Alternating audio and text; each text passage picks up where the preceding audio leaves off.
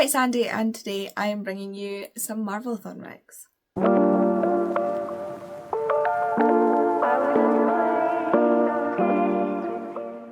Yes, I am giving you some recommendations for the prompts for Marvelathon this year, and I have a lot of books to get through, 40 to be exact. So I would go maybe pause this video, go get a snack, go get a drink, buckle up, get a notepad and pen, because this is going to be a long one. If you don't know what Marvelathon is a readathon based on the Marvel Cinematic Universe that is run by Lisa at Lisa Does Life. I will leave Lisa and the Marvelathon announcement linked down below. There's also a Discord and you can get graphics for the prompts and things like that.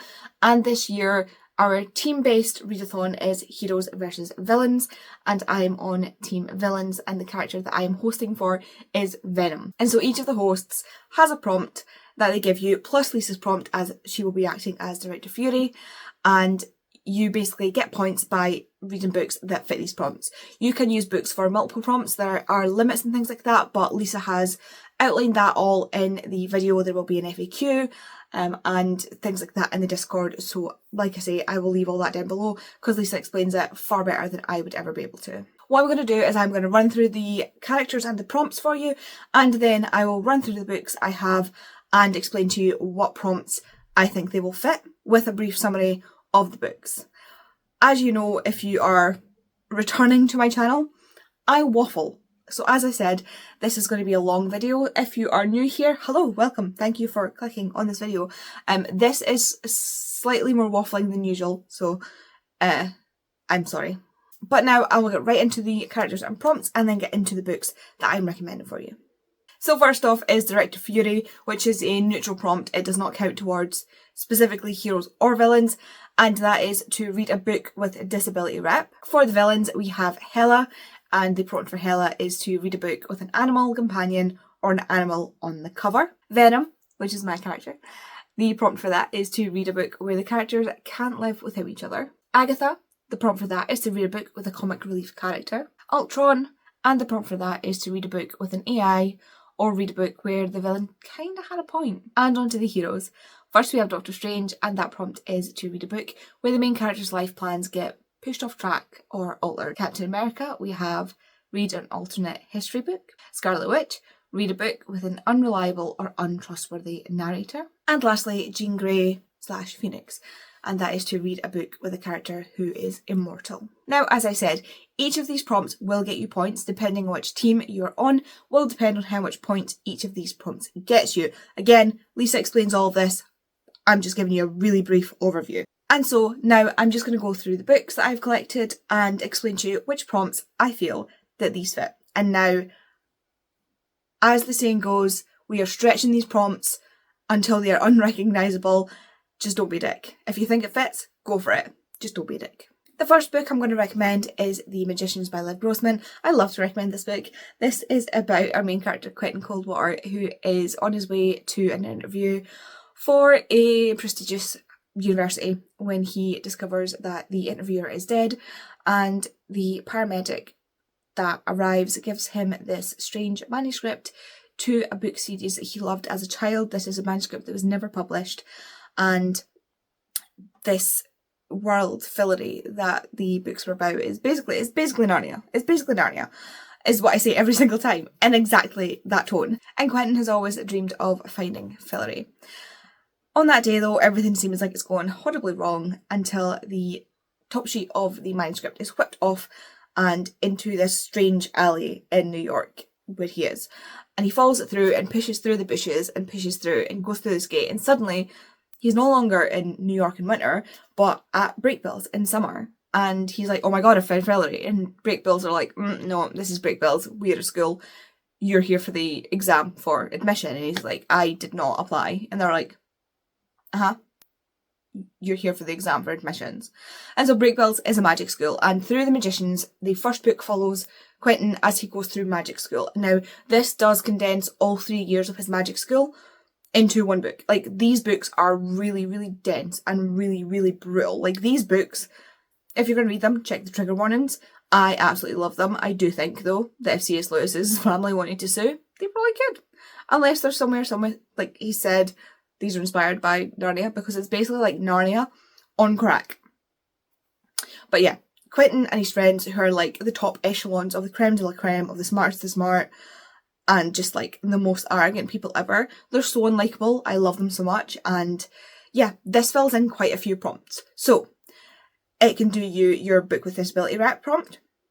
It can do you animal on the cover. This one has a moth on it. It can do you a book where the villain kind of had a point, and I don't want to spoil that for you, so you're just gonna have to trust me, bro, on that one. You can use this for read a book where the main character's plans got pushed off track or altered.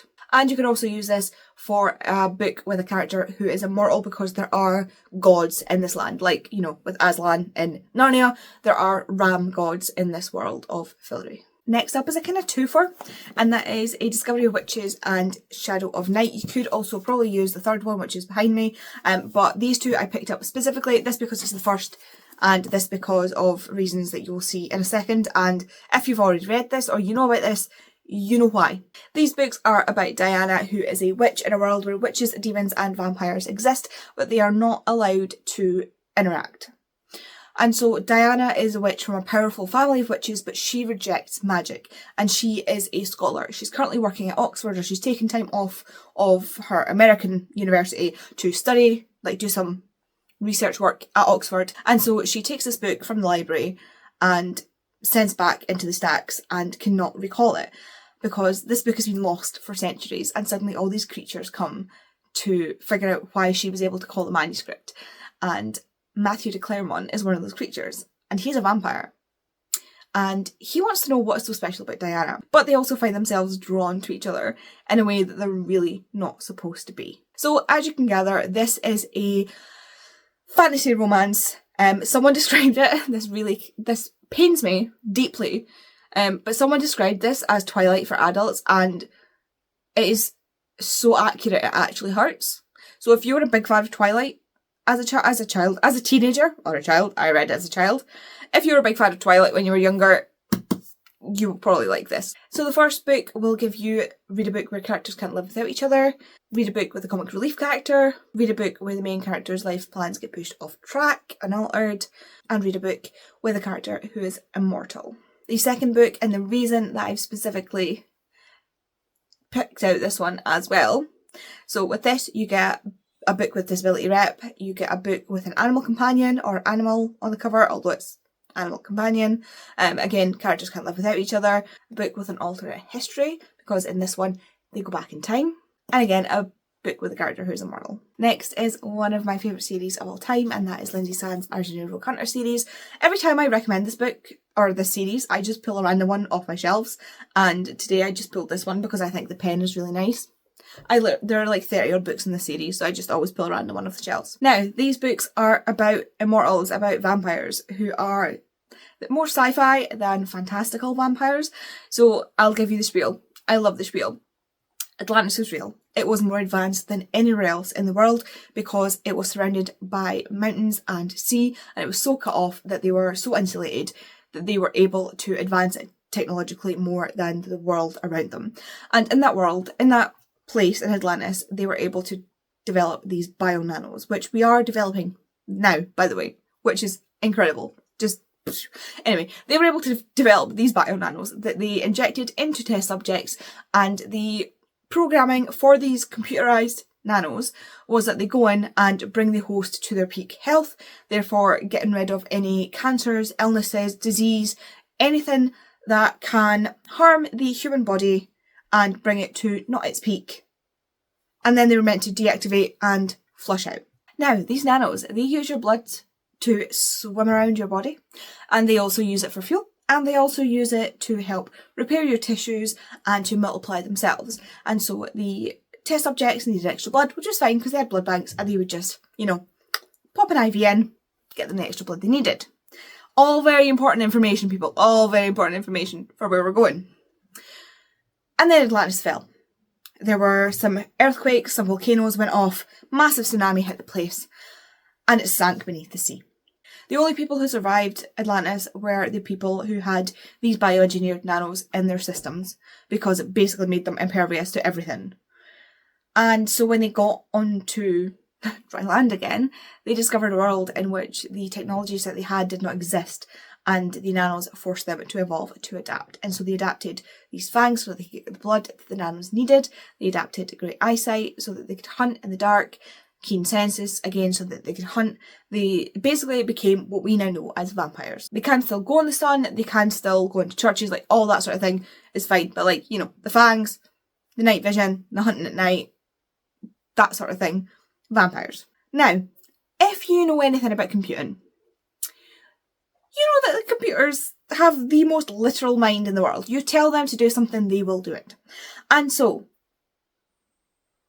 the scientists told the nanos to keep their hosts at their peak. To get their host to their peak. But what they didn't account for is that the human body is always under attack. Whether it be from aging, whether it be from pollutants in the air, whether it be from attack from the sun. Everything around us is trying to age and kill us. Let's face it. And so these nanos never deactivated. And that is how these immortals became immortal. They can still die if you take off their head and leave it like far away enough for long enough. They will eventually die. Remove the heart for long enough, they will eventually die. Burn them up, they will eventually die. Like, they will die. Anything else, fixable. Generally. And so, yeah, they're basically immortal. That is the gist of, there's a little literal like paragraph or page of that basic spiel in every book. I love it. That's how I've got it memorised. Anywho, for the prompts for this. So, generally speaking, there's it follows a different set of characters every time. So there are books in this series where there is disability rep. There are animal companions, and some of them I do believe have animals on the cover depending on the edition you get. The characters can't live without each other because as well the nanos gave them the ability to have life mates, which are kind of like fated mates that the nanos choose for them, and they literally like the fated mate bondness of them, like they cannot be apart. Like it's like they have to be together. So they can't live without each other. There are definitely comic relief characters. Justin Bricker, looking at you. I don't know if AI would count for the nanos, but you could totally count it because it is, you know, seriously advanced technology in these nanos. Although it's not necessarily intelligent, it is just basic computing. So maybe not that one. There are some though where the villains do have a point. Because there is a villain in each of these. It always follows the same thing. And some of the villains have a point and it all resolves pretty well. For the mortals who meet their immortal life mates, yep, things do certainly go seriously off track. Definitely an alternate history because Atlantis, as far as we know, did not exist. And obviously we have a book where the characters are immortal. The only one that doesn't fit is the book with an unreliable or untrustworthy narrator. So there we go. Next up is Vicious by V. Schwab. This one is about Victor and Eli, who are extremely clever university students in America, and they decide that they want to become superheroes. And that's totally reductive to what the book is actually about. So there's this phenomenon, it's not even superheroes that they're called. I can't even remember what they're called. That is terrible. But people who have had near-death experiences are coming back with certain abilities, like some abilities that are all individual to the person.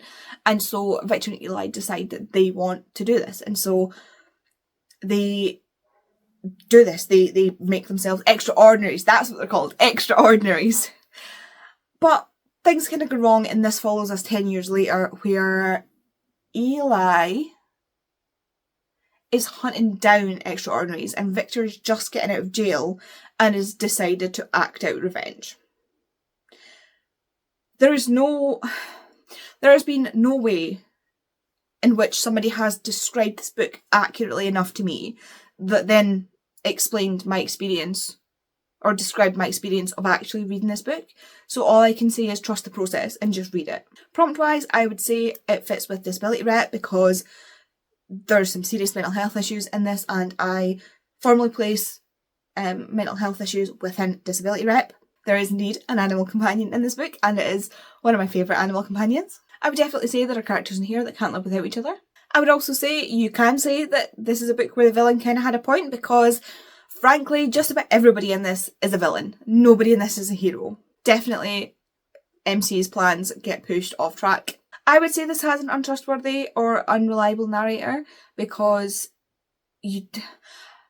There's something about Victor and Eli where I just, the feeling all the way through is that you can't quite trust everything that they're saying. And you can also use it for a character who is immortal. Next is Red Queen by Victoria Aveyard. This is about Mare, who is a red, who lives in this world where they're split into reds and silvers. Silvers are the nobles and the royals of the world, and the reds are the common people. Reds are people that we would recognise as just like people, so red-blooded, work regular jobs, that sort of thing, have no magical abilities or anything like that.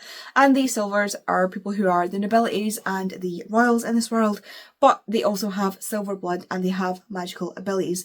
And I say magical like so they can control things like fire or metal or other things like that. Like each family line has a specific thing that they can control.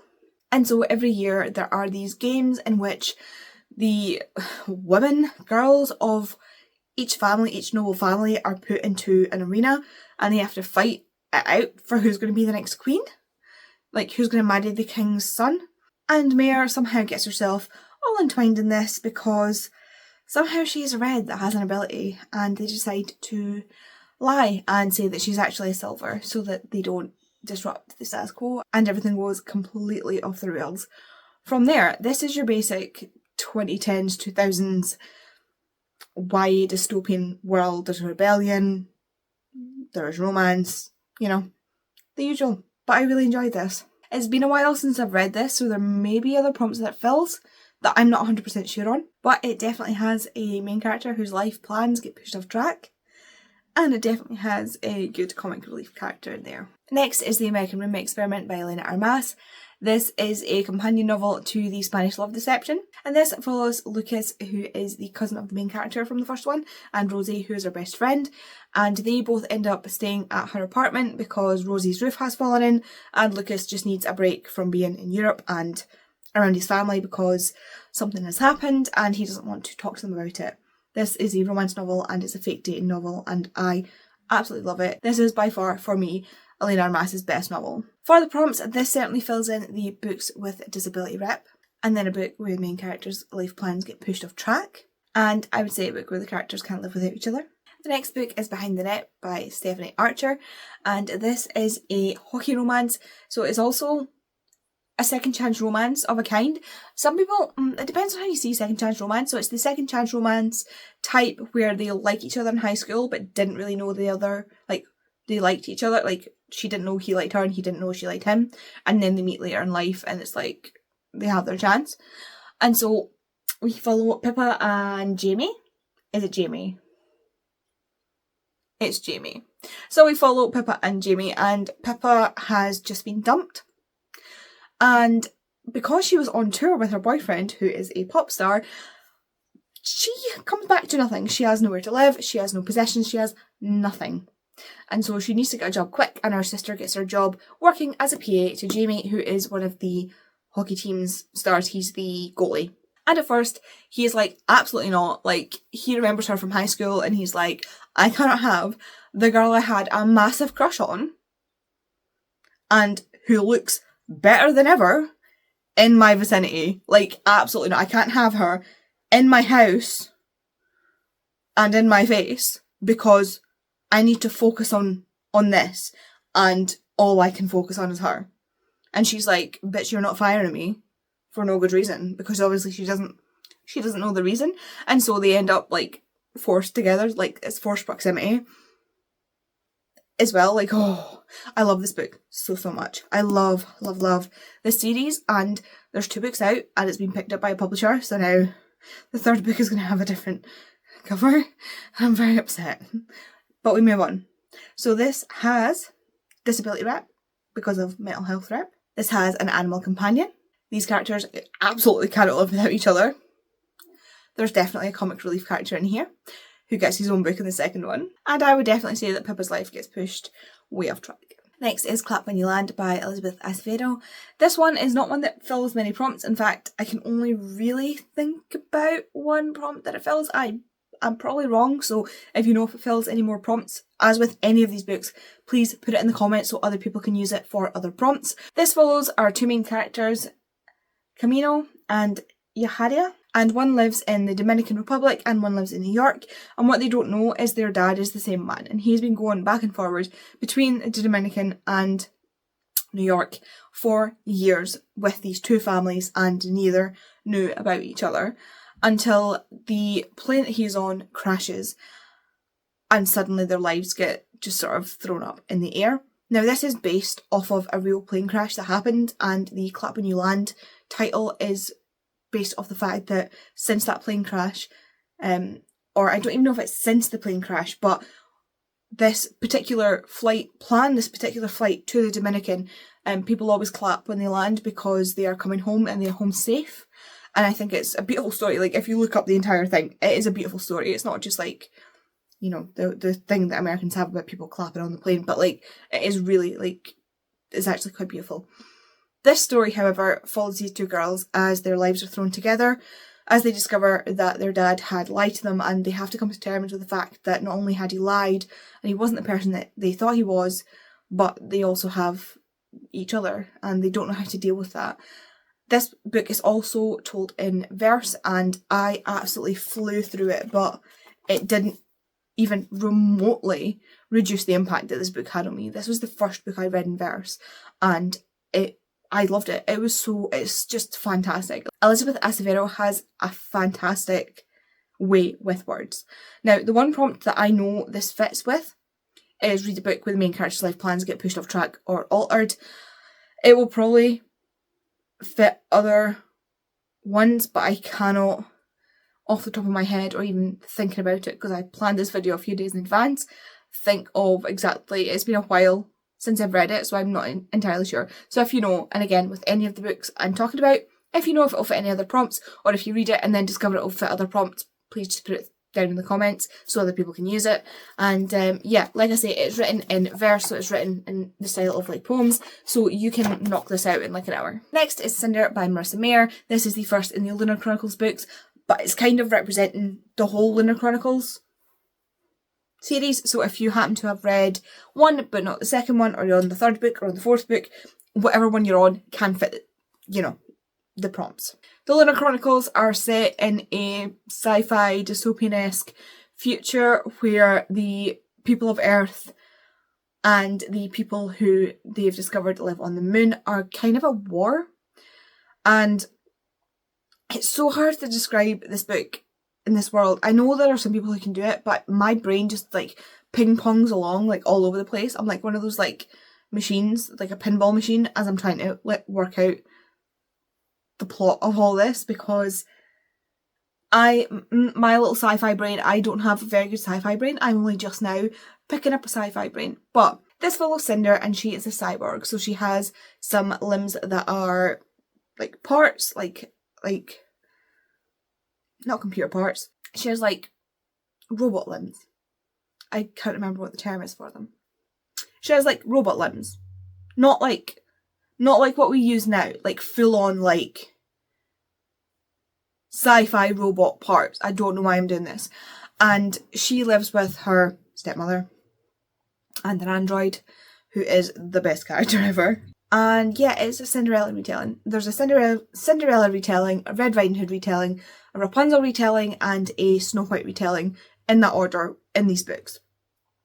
But yeah, I honestly am terrible at the synopsis with this book, but it's Cinderella, basically. It's Cinderella in a sci-fi future where there's also people who live on the moon and are at war with the people who live on Earth.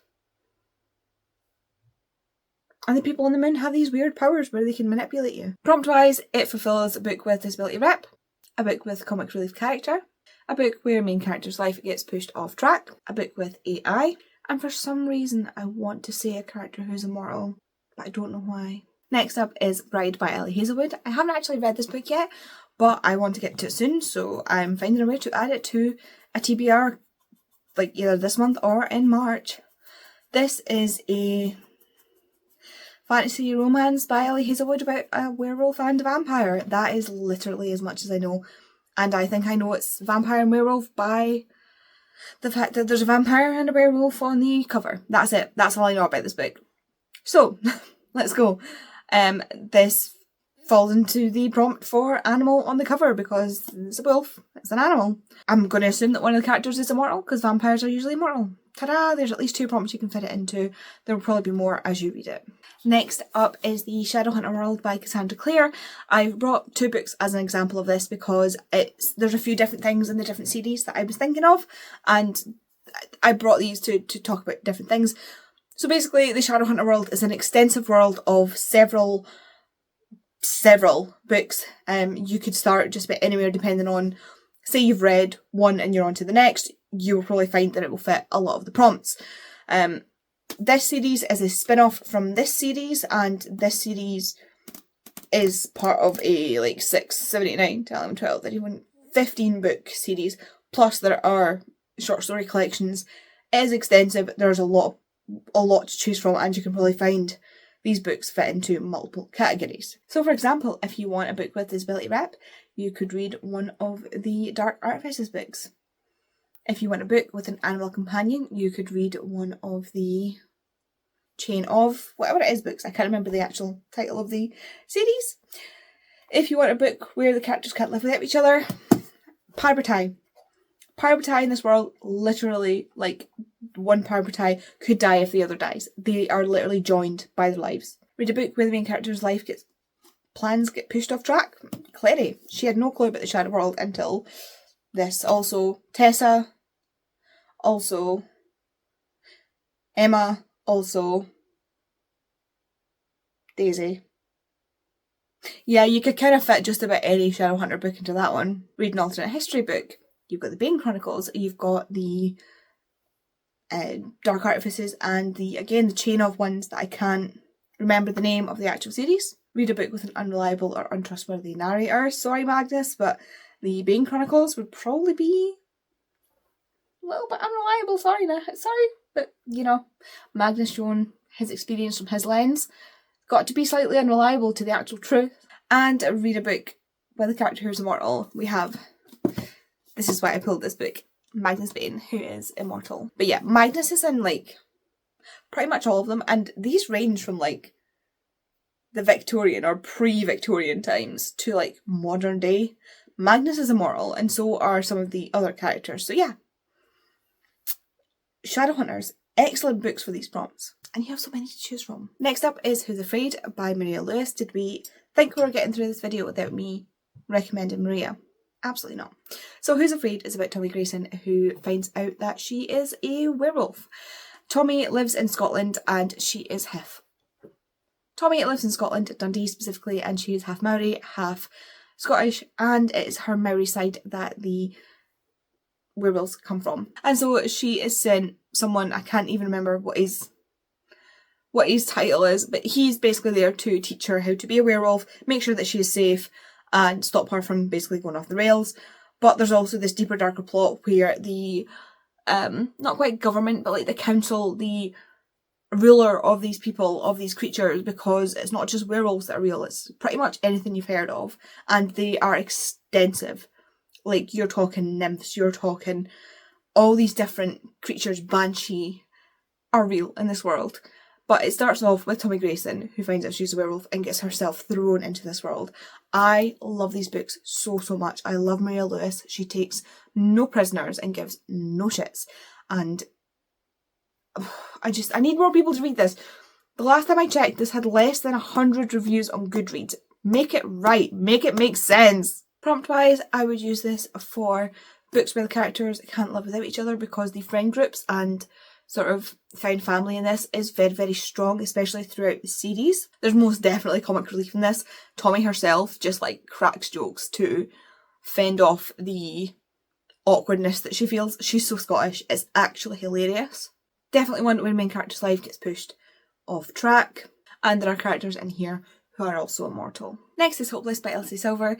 I love the entire series for this, so if you can fit it into prompts, go for it, but this is the one where prompts actually came to mind. So the Chestnut Spring series is a series of 5 books in which this family and friends of the family basically find their partners. They're romance novels, but they're all connected, and there is an overarching plot, but it's not tight knit enough that you necessarily need to read them if you don't mind certain plot things being spoiled for you. I would probably read them in order, but like, it's not like... Anyway, Hopeless follows the last brother to end up with somebody, and that is Bo, and Bo is a soldier. In the book's previous, Bo ends up going missing while he is overseas because he has special forces, and when he comes back, he's not the same. He is really badly dealing with PTSD, and he also has some physical injuries that he never ever lets anybody see or kind of lets them know that there's anything up. And then he ends up making a deal with this bartender called Bailey, who is from the wrong side of the tracks in this town, and they have this fake engagement arrangement to prove that it's not her name that gives her the bad reputation. Like, she thinks that if she had his name, that everybody would kiss her ass like they do his. And he's like, nah, I think people are just trash. And she's like, yeah, bet you. And he's like, cool, so we're on. And she's like, I'm sorry, what? And he's like, the bet. And she's like, no, I wasn't actually bet. And he's like, nah, you said bet. Bet's on. And so they have this fake engagement, and of course they end up falling for each other. This one is an age gap romance, so some people do find that a bit but Bailey is like in her early 20s and Bo is like in his 30s, so it just depends on how you feel about it. But yeah, I really love these two. I loved how Bailey wasn't willing to take any of his crap, and I love the representation in this for the PTSD and the burns, because he has a lot of burn problems, partially because the author herself, Elsie, has had burns and knows exactly what it's like. Like, she wrote in her experience for the burns, which I thought was really, really good. It brought an authenticity to it that you just can't make up. So for prompts, I think we all know where this is going. You get a book with disability rep in it. I don't know if you count them for animal companions, but there are cows and horses in here. Definitely think the characters can't live without each other. There are most definitely comic relief characters in here. And the characters' lives absolutely do get pushed completely off track in this book. Next up is the Brown Sisters trilogy. I couldn't just hold one of these books up because all three are excellent for point scoring and just for reading in general. So we have Get a Life Chloe Brown, Take a Hint Danny Brown, and Act Your Age Eve Brown. Each of these follows one of the Brown sisters.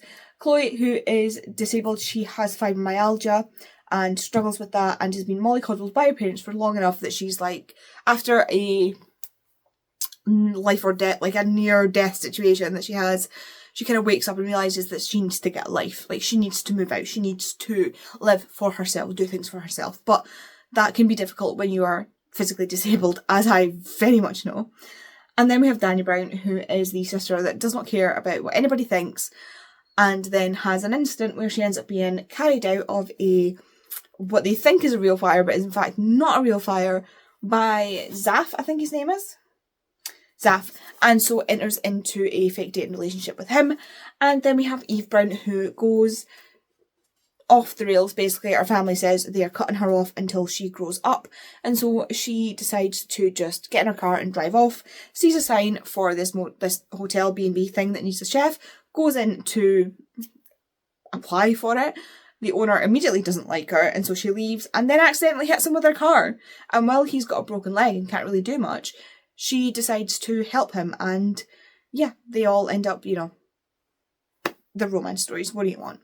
All three of these hit the disability rep prompt because Chloe has fibromyalgia, Zaf has anxiety, and Jacob has autism in this. Chloe Brown has a cat, and he is right there on the cover. So animal companion and animal on the cover. They are romances, so I would argue they can't live without each other.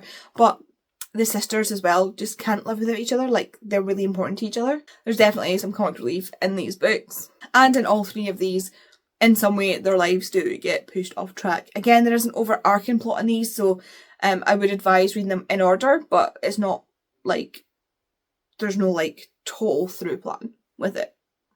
So if you're on this one, you can then just pick up this one for prompts and things like that. So yeah, I love these books. I cried reading Chloe Brown because I'd never been seen like that in a book before. So yeah.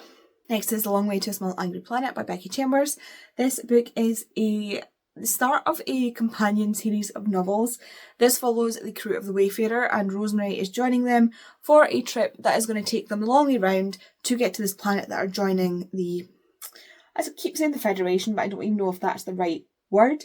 But basically, the Wayfarer punches holes in space, so they create wormholes to join places together. But the space in the area that they need to punch is so fragile that they need to go, like they need to have these specific things to do it. So they need to go all the way around, like they need to fly there and punch from that side through, because they can't go that way, like, you know. It makes sense when you read it, they explain it, it's not too difficult, you know. And so Rosemary joins the crew of the Wayfarer because she is running from something, but she also just wants something else than what she's been stuck with in her life.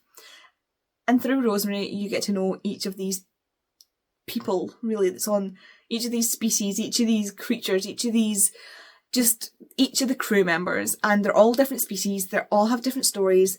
There's so much in depth that goes into these different, they're all so different, and they're all so well-rounded. I love these characters. This was my first proper love in sci-fi, and I love this series. So it is a companion set of novels, so again there will be multiple characters who overlap in these different books, so you may be able to use other books in the series for prompts. This one specifically does have disability rep in it, and I will fight you on that one if you try and say that it doesn't. I would say there's characters who can't live without each other, like parasitically. If you've read it, you know what I mean. There's most definitely comic relief characters in here. There's AI.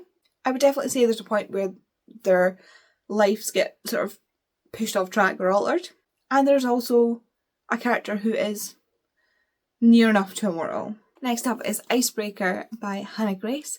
This again is another ice hockey romance.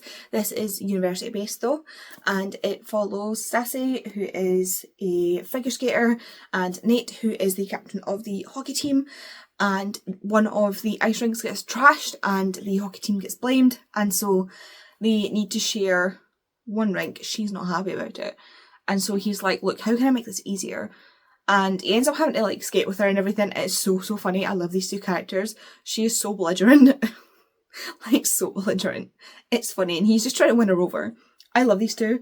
Wildfire, also very, very good. Icebreaker specifically, we have disability rep. We have characters who I would say can't live without each other. We definitely have comic relief characters.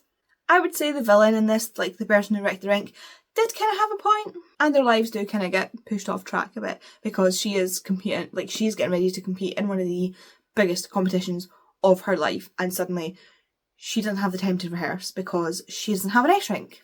Next up, yes, I'm going to recommend Percy Jackson, and I have The Lightning Thief and The Sea of Monsters specifically because these two are ones where I have very specific prompts. So Percy Jackson follows Percy Jackson, who discovers that he is a half-blood, a demigod, a son of one of the gods in the Greek pantheon, and he is taken to Camp Half-Blood where they train demigods, and he's given a prophecy and sent on a quest as the TLDR of TLDRs. Basically, this is a world in which Rick Riordan brings Greek mythology to life for middle grade. It is quite dark. You'll see the TV show has come out recently, which means that a lot of people are looking to pick up these books, so now is a great time to pick them up for Marvelathon. I don't want to give too much away about these books, but they are based on Greek mythology. The gods are real, like, it's set in New York. You have these fantastic characters, so yeah, I'm just going to go through the prompts. We have, I would argue, in both of these books at least, you could use a disability rep. There is most certainly animal companions in this, especially in the third one where we have Blackjack. The second one I pulled out specifically because the characters cannot live without each other for reasons, and Grover gets himself in trouble. In Percy Jackson, there's always a comic relief character, and he is called Percy Jackson. This is also a world in which I believe the villain kind of had a point. Again, Percy's life does get thrown seriously off track in this. It is an alternate history to the myths of the Greek gods, and there are immortal characters in these books with the gods, etc. I realise I've been here for a while, so I am going to try and be a bit faster. Next up is Lessons in Chemistry by Bonnie Garmis. I absolutely adored this book. I cannot tell you how much I adored this book, and I am so sad that it's been marketed the way it has. This is a historical fiction book about our main character Elizabeth Zott, who is a scientist in the 60s in a world where women are there to sort of bear children and be wives to their husbands, and she is not about that. She is, I don't think explicitly said on the page to be autistic, but she's absolutely coded to be autistic. And one day she is sexually assaulted at work and ends up losing her job, and so ends up with a different job. I can't remember now that I've read it so long ago, but she ends up working with this other scientist who she ends up in a relationship with, and they have this, I love their relationship. It's so funny. She's so analytical and so like weird about it, and he's just like, oh my god, she's amazing, and she's like, I'm perfectly average, and he's like, oh my god, she's amazing. And then something happens and she's left with a baby, and it follows her as she is navigating life as an unwed mother on her own in this world where she is too smart for her own good. And then she ends up hosting this TV show called Supper at Six, where she teaches women science within cooking. So it's like a cooking show, but she's turned it into a science show, a chemistry show, as you will. And this book just, I love it so much. I love it so, so much. Like, you're just really spending time with Elizabeth, getting to know her, seeing what it's like. This book, I was sobbing reading this book. This book really makes you feel. Like, this book cuts deep. There's no sugarcoating on any of this book. It is very, very... This is the thing. She is coded... To me, she's coded as autistic in the sense that she... This is just one example, but she is very blunt and she's very straightforward, and she, again, doesn't sugarcoat things, doesn't understand the nuance of like all the fluff we tend to put around things, especially unpleasant things, and that is the way the book is written. You don't get any cushioning around unpleasant things. You just get the unpleasant things, and it hurts. It really, really hurts, but then it makes the good things just that much sweeter. And oh, I love this book so much, and I really wish more people would read it because I think it is marketed so, so wrong.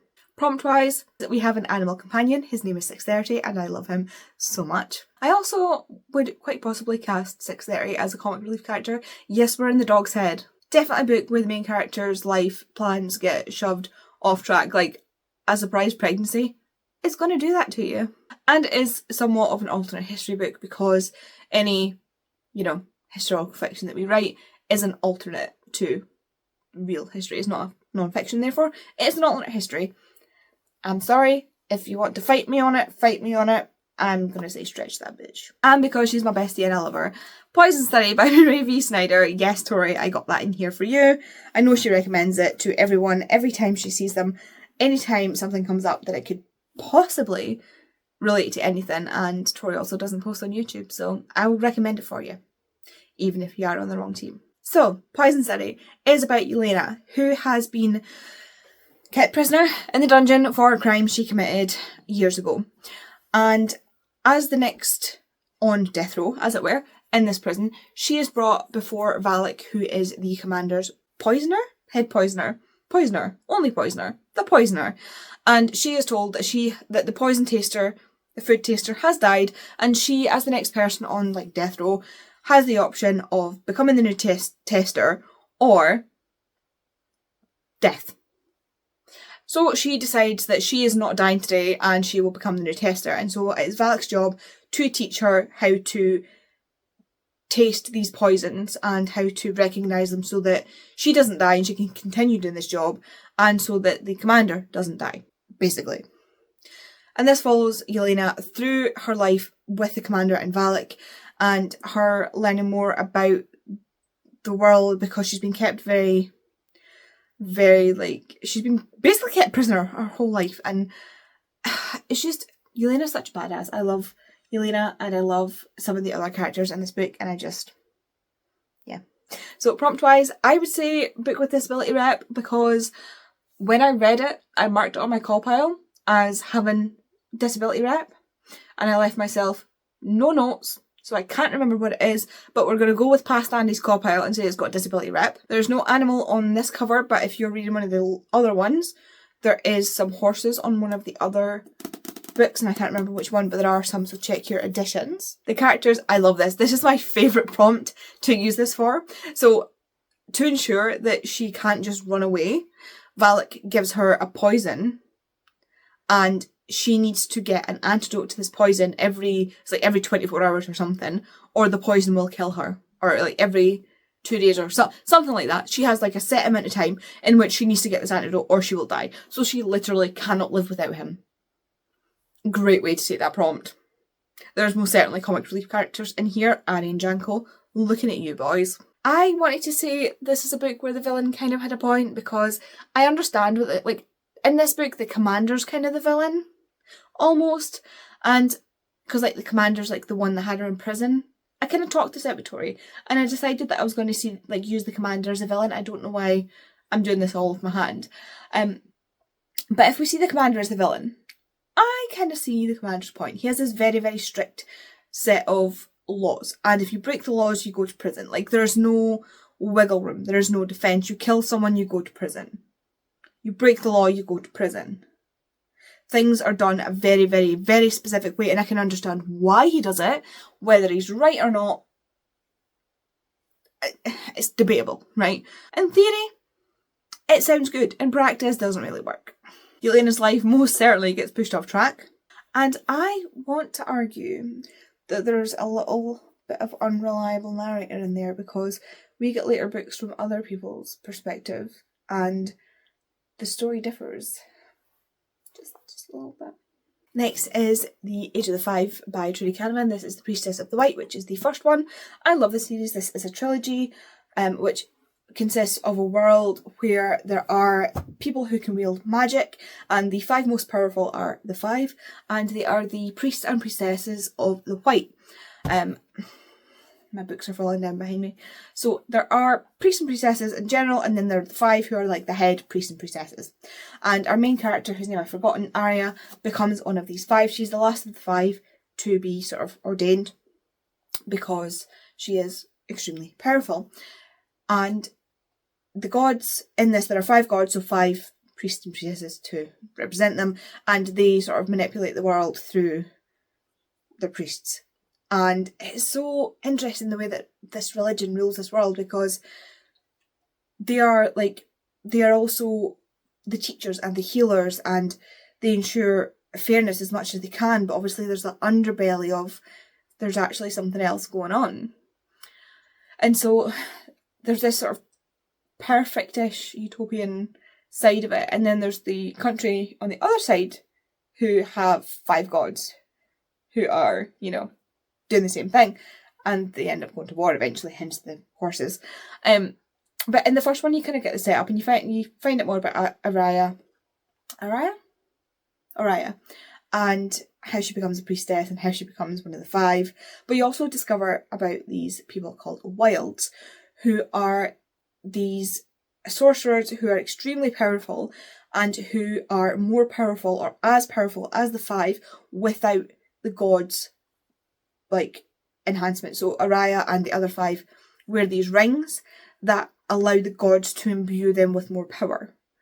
But these wilds have that power and have powers out with that the gods cannot imbue.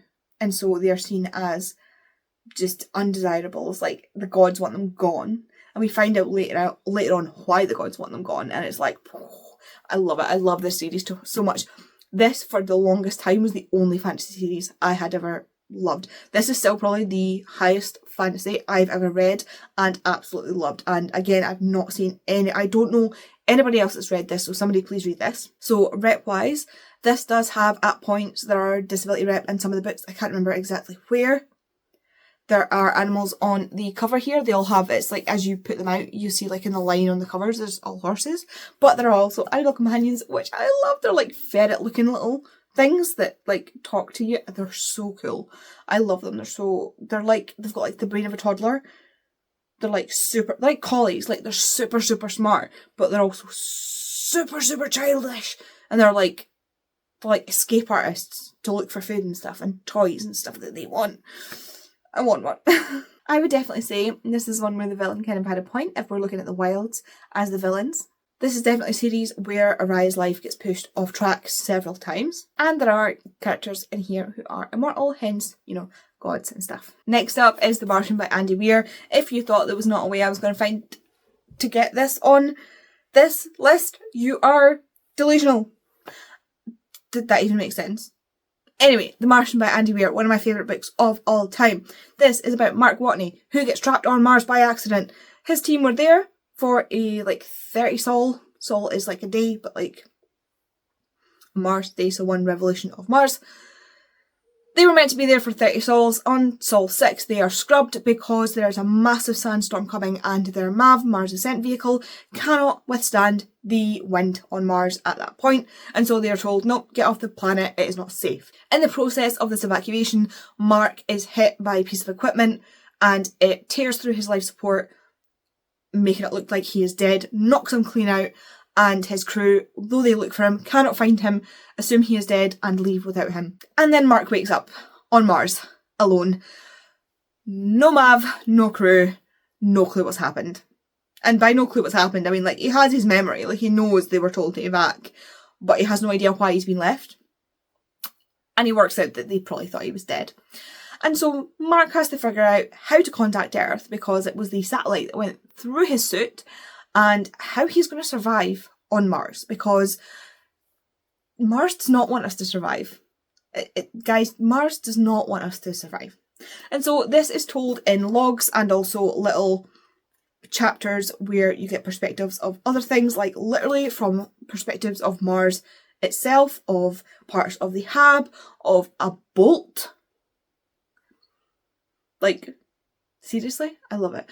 And so you follow Mark from his sort of waking up, or from the evac until the end of his time on Mars, and how he manages to deal with it. Mark Watney is one of the funniest, best, well-written characters that I've ever encountered. I have read this book so many times, I have lost count.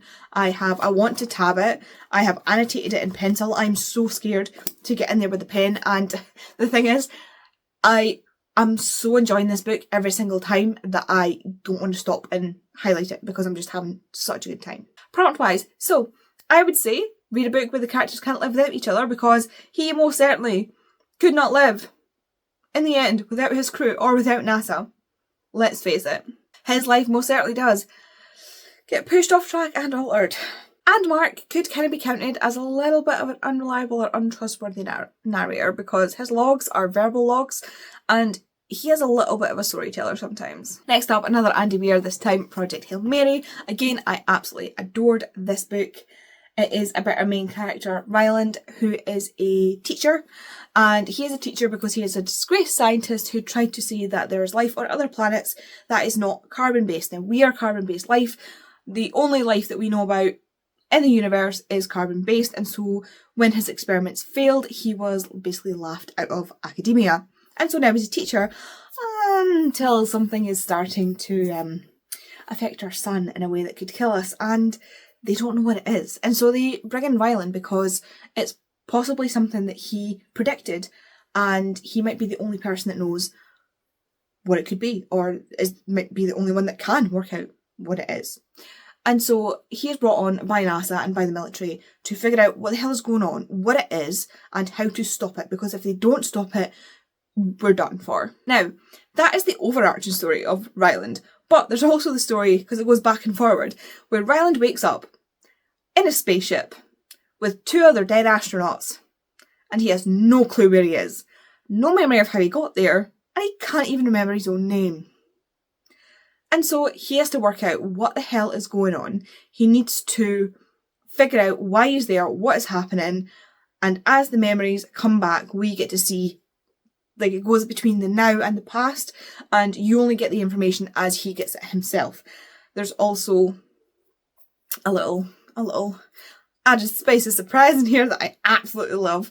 And yeah, I did not expect this book to be as good as it was. I was so thoroughly happily surprised, and I kind of want like a little novella or like a follow-up novel to this, just to see how Ryland is getting on. But yeah, so glad. I think he would be friends with Mark Watney, if I'm being honest. Prompt wise, I'm absolutely saying where the characters cannot live without each other. You will, no spoilers, but you will figure it out as you read the book. I would definitely say that Ryland is a bit of a comic relief character himself, but there is also another character that is quite funny. There is, I believe, AI in the computer. And again, the villain kind of did have a point in this, because, you know, Earth was dying. Ryland's life most certainly does get pushed off track, and given that he has basically no memory of what happened, he is most certainly an unreliable narrator. Next up is The Night Circus by Erin Morgenstern. This is about two children who are taken on by wizards as, like, not companions, but like, they tutor them. I can't remember what they're called. Oh my god. But they take them on and they train them to, everybody says, like, fight to the death. It's not quite like that. Like, they need to outcompete each other, basically, in this circus. So the night circus arrives at night and disappears in the morning, and they are to add on to the night circus with their magic, and they have to try and outdo each other, and one will die in the end. Like, it only ends when one of them dies. I wasn't the biggest fan of this book, but I know a lot of people love it, and it does fill a few of these prompts, so who am I to gatekeep? So this edition does indeed have animals on the cover. These two can't live without each other. Their lives are literally tied together. There is a comic relief character in this, for me at least. Their lives absolutely do get pushed off track. There is an alternate history in this because this is a historical fantasy book, set like urban fantasy book, so it is alternate history. And there is immortal characters in here, but I'm not going to explain who, again, as I normally don't, because spoilers. And next is The Bear the Nightingale by Kristen Hanna. This is about Vassia. This whole story is based on the tale of the beautiful Vassia, I believe it's called.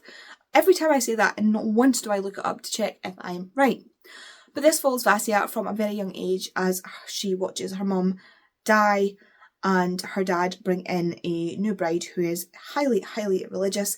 This is set in the wilderness-esque of Russia, where pagan gods still rule, and there are like these little godly creatures everywhere. There's one that tends to the hearth, one that helps in the home, one in the lake, some in the trees, that sort of idea. And then her father brings home this very, very Catholic wife, and things in the town start to change.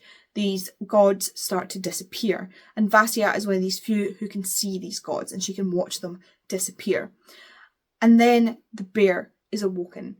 And the bear is one of these creatures one of these gods where when he is awoken, bad things happen.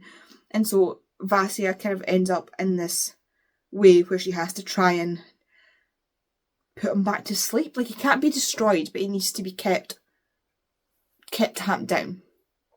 And so she ends up meeting Morozkov. That's how I pronounce it. It's probably very, very wrong. Morozkov? Morozkov. And I don't know if I now can't remember if he's the bad guy or not. But anyway, she ends up meeting one of the other old gods, and it's this whole thing is like an epic over the trilogy, because you meet her as a young girl and you leave her as a woman. And it follows so many different things from Russian mythology, things that even I don't even know all of it, because I don't know very much about Russian mythology, but the more you know, the more you'll notice. We have Baba Yaga, we have like all these different things, and this is one where you have to stick with it. It's a bit slow in the start, but I loved it so much and really, really highly recommend it. So in this, there is some disability rep with her grandmother and also her stepmother's mental health. There are animal companions, or animal-esque companions, but there's also an animal on the cover, so, you know, we don't need to argue over which one it is. The characters absolutely cannot live without each other, because these gods need humans to give them sacrifice to survive. So, like, even just scraps, like the one that tends to the hearth, what keeps him alive is Vassia giving him scraps from the table. That is all he needs to live, is her belief in him and these little sacrifices. Like, I love him so much. I'm sorry. Vassia's life most certainly does get pushed off track. It is an alternate history for Russian folklore, and there are characters in here who are immortal. And the next one is one of my favourites that of course I had to get in here, and that is Babel by R.F. Kuang. This follows an alternate history where metalworking and silverworking was worked into the Industrial Revolution, and things don't run on coal and things like that we created back then in our world, but in this alternate reality, or this alternate history, they ran on the magic of words and silver. And so there's this translation school at Oxford called Babel, and there they bring people from different cultures and they can inscribe their languages into the silver, and it imbues it with power to do things that, you know, other technologies were able to do during the Industrial Revolution. And so we meet our main character Robin, who is taken from his home in Canton when his family have all died of this plague. I think it was cholera, I'm not entirely sure. And he is taken by the professor back to Oxford, where he grows up learning English, learning other languages, and then taken to Oxford. And he meets other people within Babel and has friends, has enemies, deals with serious issues of racism and classism, and it is just one of the best books I've ever read. And the work that went into this, the etymology that went into this, entomology is bugs, etymology is words, Andy. The etymology work that went into this was absolutely unbelievable, and yeah, I love this book so much. I definitely think that you should read that. And yes, this is the paperback edition because my hardback edition is there. I had to have 2 copies. Thank you very much. So this book does have animals on the cover. The paperback copy has these birds on it. I would definitely say these characters can't live without each other. If you've read this and you want to fight me on it, you are wrong. I would definitely say that Rami is a comic relief character in this book. The main character's life absolutely gets pushed way off track, and it is most certainly an alternate history. Next is Labyrinth by Kate Moss. I've not recommended this in I don't know if I've ever recommended this, but this is one of my favourite historical fiction books I've ever read. I love Kate Moss. She is one of my favourite authors of all time, autobi author. I have met her. I love her. She is one of the founders of the Women's Prize for Fiction, and I cannot say enough about Kate Moss. I can't praise her enough. She is wonderful. But Labyrinth itself is set between 1209 in Carcassonne and 2005, and we have our 2 characters who have dual timelines, and it flips between the 2 timelines, but they kind of run parallel to each other, and then they meet in the middle, obviously. And I find it so hard to describe this book. So Alice Tanner is in 2005, and she's working on an archaeology spot. She's there as a volunteer, and she finds something she's not meant to that stops the dig and brings in these people that are kind of sketchy. And then people start following her, and she gets embroiled in this whole plot that has been going on since 1209, when we have Alice. And Alice is the second daughter of this Viscount, I think he is. I can't even remember what the title is. But her dad is very, very important in Carcassonne. But he's also very, very important in a secret society that guards something very, very important to a lot of people. And so one night people come after him, and he passes on his knowledge to her, and she's sent out of the castle and on the run. Again, people chase after her, very, very sketchy, very, very sad. And yeah, it is the history of, I think it's the Cathars in L'Occitane. Now, France used to be, I mean, it's probably been lots more, but there used to be 2 regions. There was the top half, which was basically France, and then the bottom half, which was the Languedoc. And L'Occitane was the language, and it is still, some people do still speak it, I believe, but it's kind of been taken over by the more modern French, and there is some L'Occitane used in this, and I want it tattooed on me.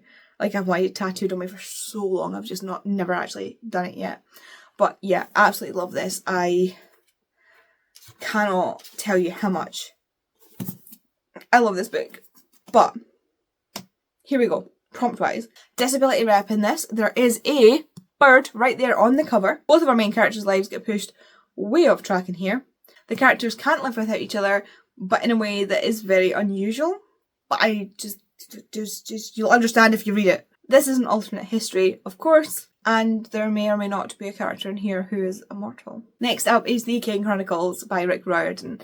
I've been toting Percy Jackson at everybody for so long, and I've not done justice to Rick Riordan's other works. More to come, but The King Chronicles is having its moment at the moment. King Chronicles follows Sadie and Carter Kane, who are brother and sister, and they are both descended from both their mother and their father's side from pharaohs.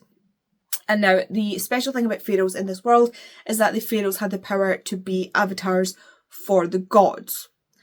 In Egyptian mythology, you needed to have like a certain amount of power, like you had to be a magician to be able to hold an avatar of a god, and that meant a god could basically like come into you and like use your body, and like you could use some of their power and stuff like that. If you've seen Moon Knight, it's like that, kind of.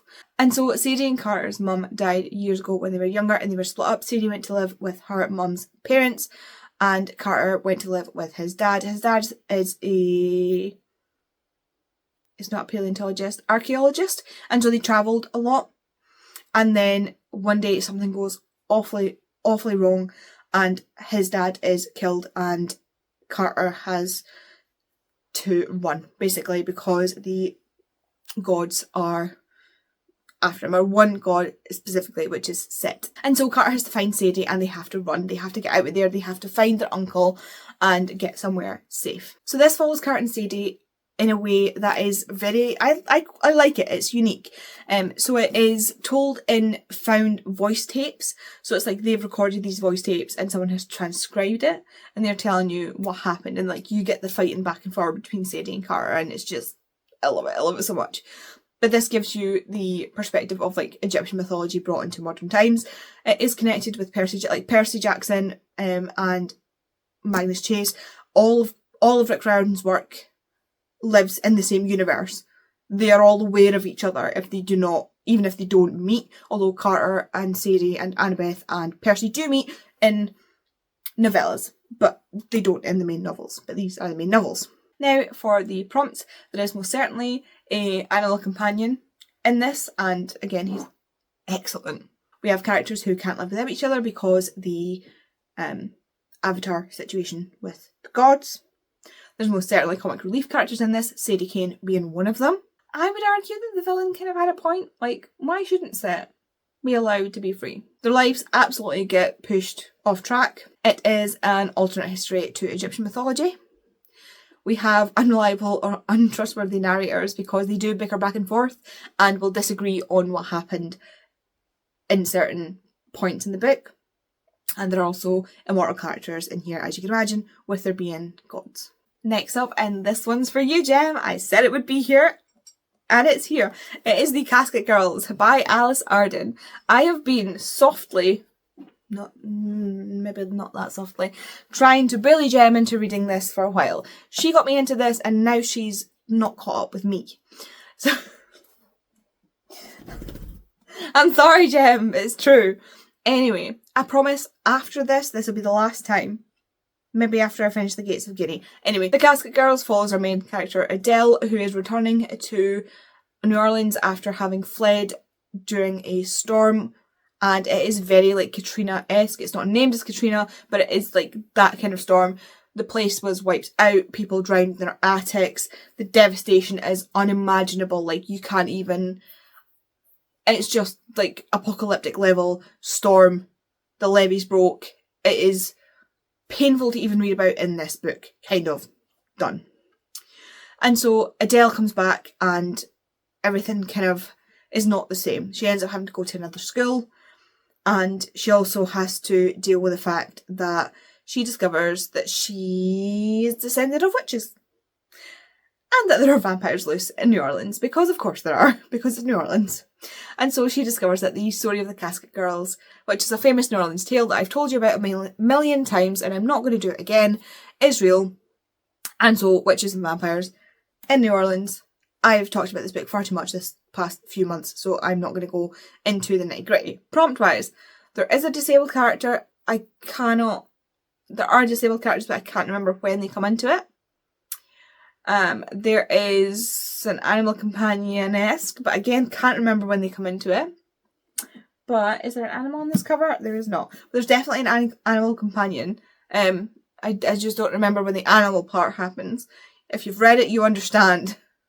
There's definitely comic relief characters. There are points in this where there's villains in each villain has a different book, kind of. And there are points where the villains definitely have a point. The main character's life plans absolutely get pushed off track. It is an alternate history to New Orleans, kind of, because, the whole vampire thing.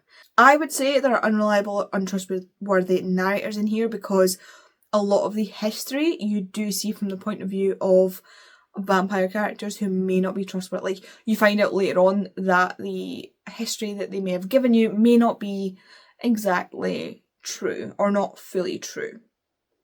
And of course, there are characters in here who are immoral. I told you more was coming up. It is Magnus Chase and the Sword of Summer by Rick Riordan. This is really just to represent the entire trilogy, but Magnus Chase is Rick Riordan's Norse mythology trilogy. I always cannot say that. So this follows Magnus Chase, who dies fighting this creature and is taken to Valhalla. Now, he's not quite meant to be in Valhalla because the rules of Valhalla are that you're meant to die with a sword or a weapon in your hand, and it was just kind of like by his hand. And so the Valkyrie that took him there kind of gets in a bit of trouble, and he's stuck there because once you're in Valhalla, you're kind of in Valhalla. And so he is taken to the Hotel Valhalla, where he basically has to stay until Ragnarok. And nothing else happens, and he stays there and everything is fine. Absolutely not. So Magnus is like, hell nah, I'm going back. And they're all like, you can't do that. And he's like, bitch, watch me. And so Magnus Chase, our bisexual icon, is just like, let me go back. And so he discovers that some of his friends in the real world were in fact creatures. And he discovers that there's more to his family history than he really knew about.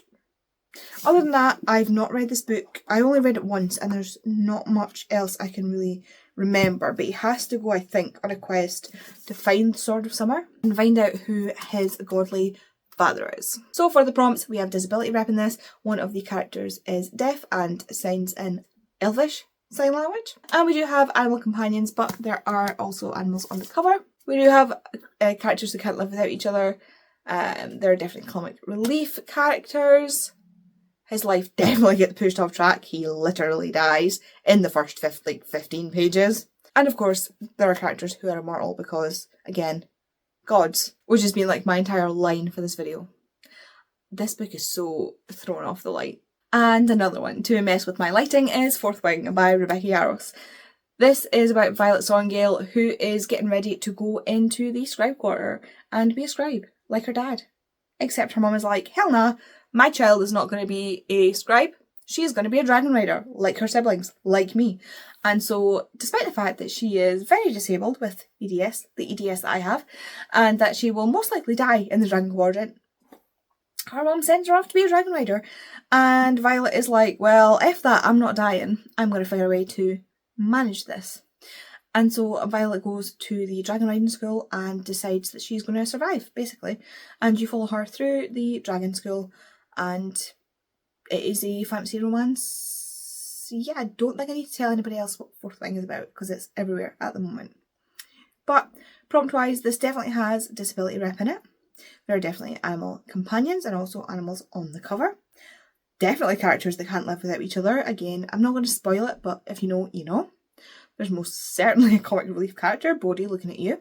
Her life definitely gets pushed off track, and there are most certainly immortal characters. Next is The Very Secret Society of Irregular Witches by Sangu Mandana. This is about Mika, who is a witch, and witches are not meant to congregate together because when they do, magic kind of goes awry.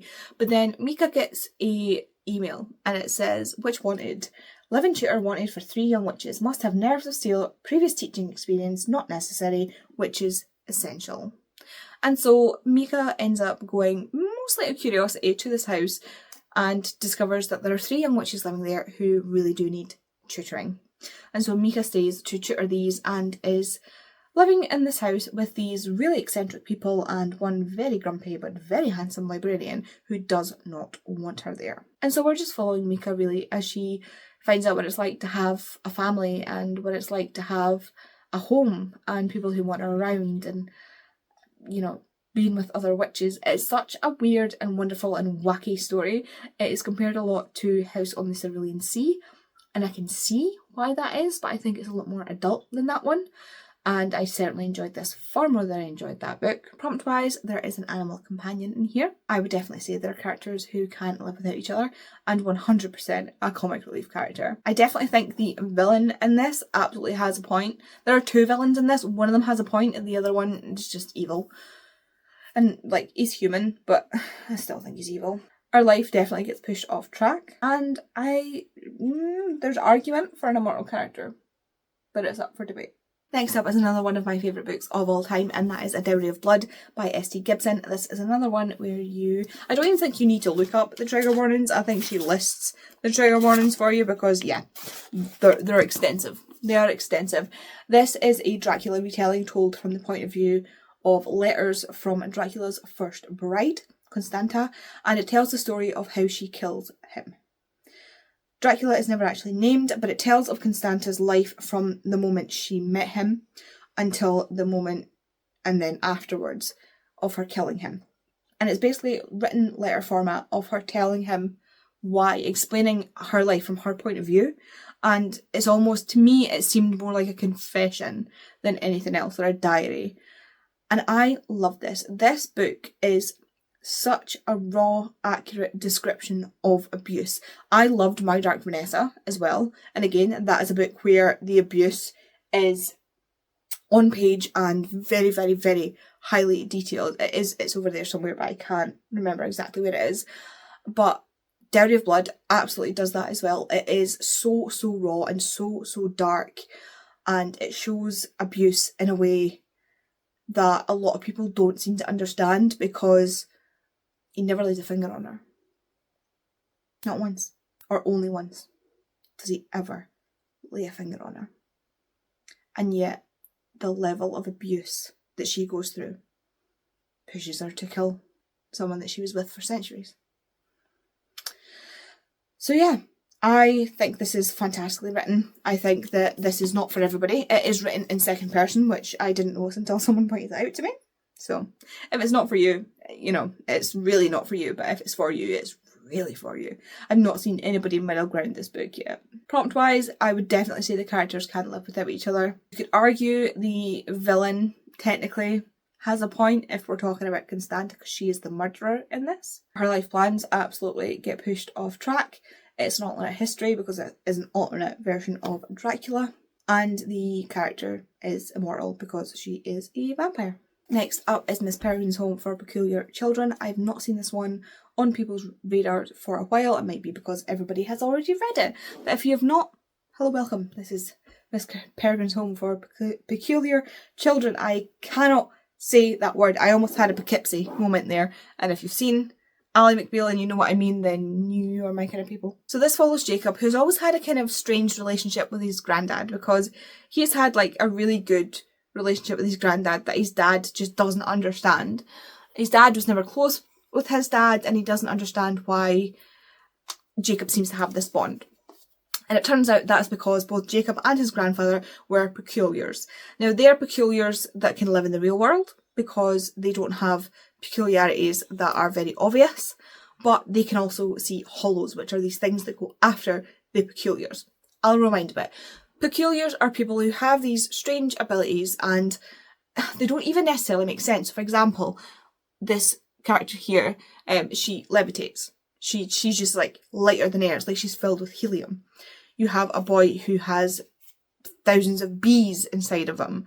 You have a character who is invisible. You have a character who can, is it fire, or am I getting confused with the movie? I don't remember now. But there's all these characters have all these different peculiarities, and basically Ransom Riggs found these really unsettling photos at garage sales and things like that, and decided to create a story around them. And some editions of books do in fact have the pictures inside of them. I actually got this edition where it also has copies of the book, like copies of the photographs in like a little packet, and they really are quite disturbing. And so he's made this story around them. Now, the peculiars are hunted down by these, what did I call them? Hollows. And hollows are these creatures that basically eat peculiars. Think like, they're these creatures that are like basically all mouth, and they have these tongues, these 3 tongues that come out, and they're like tentacle tongues that can like grab you and pull you into their mouth.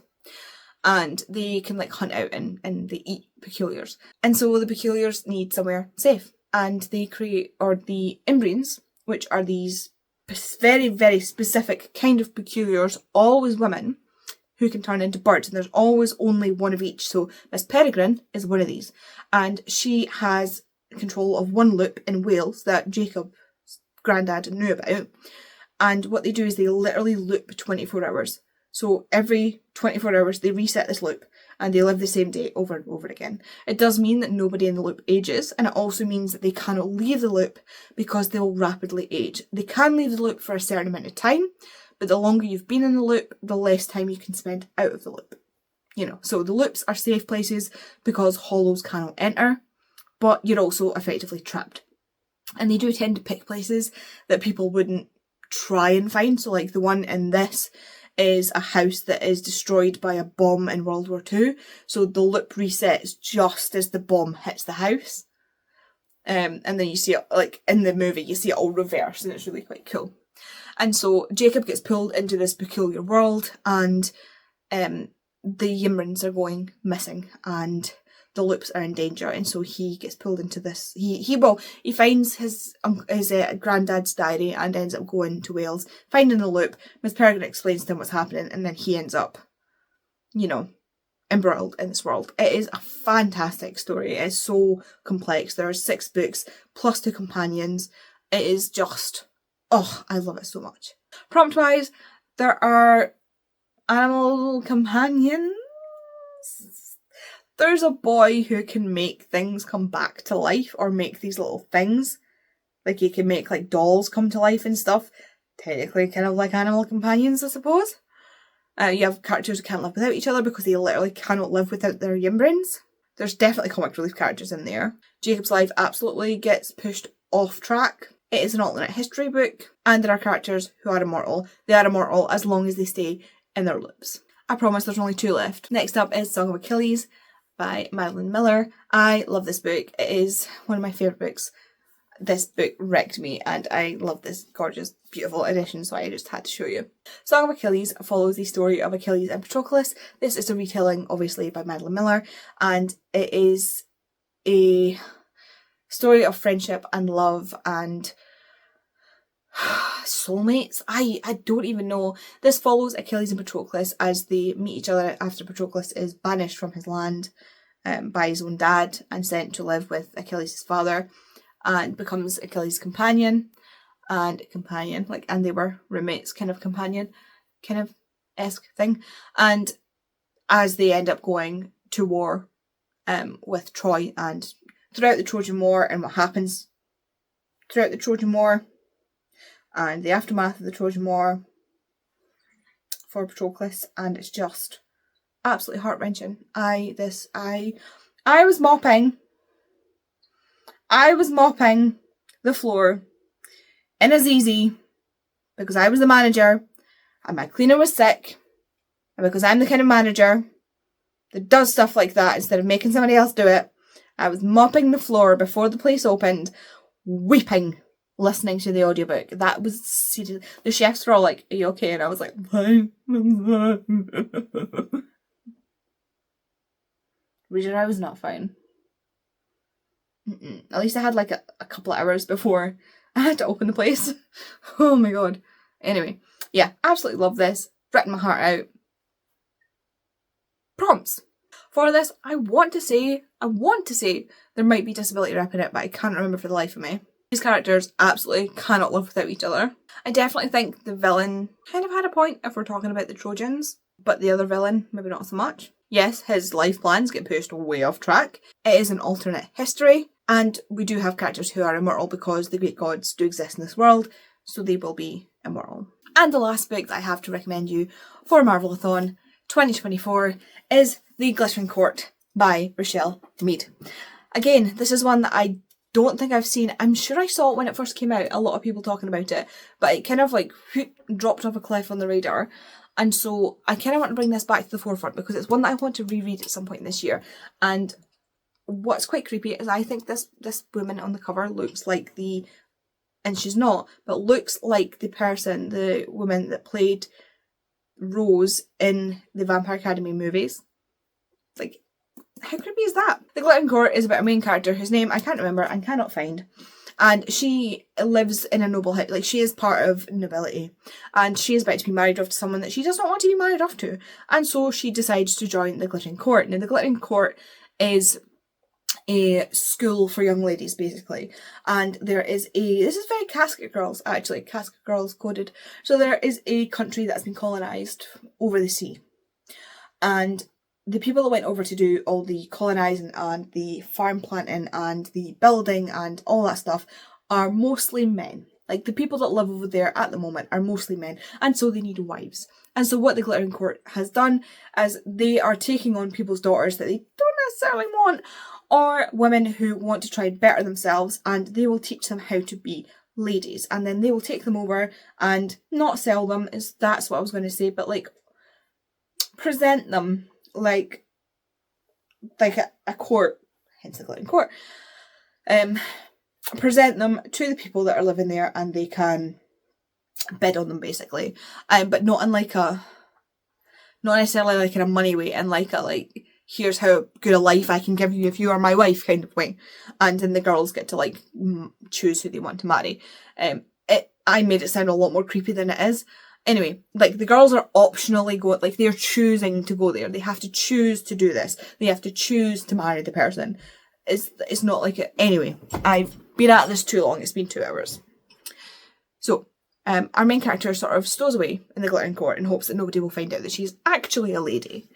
And so through this, we see her on the boat, and she makes 2 friends on this boat, and the other 2 books, which you can see behind me here, are the point of view of this trip from the 2 friends, which I really actually quite enjoyed, because there's 2 ships that go over, one gets lost in a storm, and one of the friends is on the other ship. And so you follow her through as they're learning how to be ladies through this ship journey over the sea, and then as they're in this new land, and she's basically a nobody again. Like, she, for the first time actually, she is a nobody.